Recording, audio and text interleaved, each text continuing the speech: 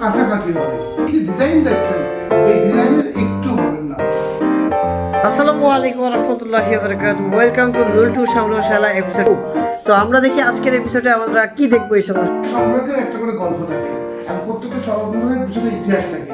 তাই আমি যেটা হাতে দেখাচ্ছি এটা হচ্ছে নরসিংদী জেলায় শিবপুর উপজেলা থেকে সংগ্রহ করা একটা মুড়ি বানানোর জিনিস, কিন্তু এরকম ডিজাইন করা জিনিস বাংলাদেশে আসলেই নাই। গরমে এর মধ্যে ধান দেওয়া হয় আর সাথে সাথে নাড়ানো হয়, অসম্ভব। একটা হিন্দু ভদ্রলোকের টিনের চালের বাড়ি, দেওয়াল মাটির।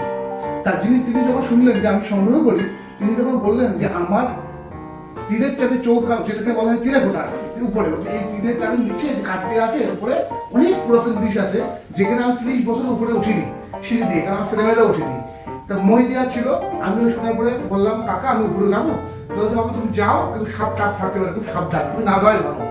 তারপরেও আমি উপরে চলে গেলাম, মই বেয়ে যাওয়ার পরে অন্ধকার, একটা মোবাইলের আলো আর একটা লাঠি হাতে দিয়েছিলাম।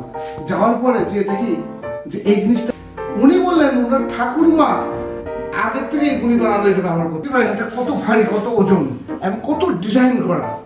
সেই আমলে পেঁয়াজ রসুন এর মধ্যে রাখা হতো, তারপরে পাটের দুধের সিকাইটা রেখে দেওয়া হতো, তাতে পেঁয়াজ রসুন আদা এখান থেকে বাতাস চলাচল করতো ফুটের মধ্যে থেকে, তা নষ্ট হতো না।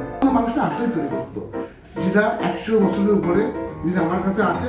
এটা আমি মনে করি একটা সংগ্রহকে ভালো পাওয়া।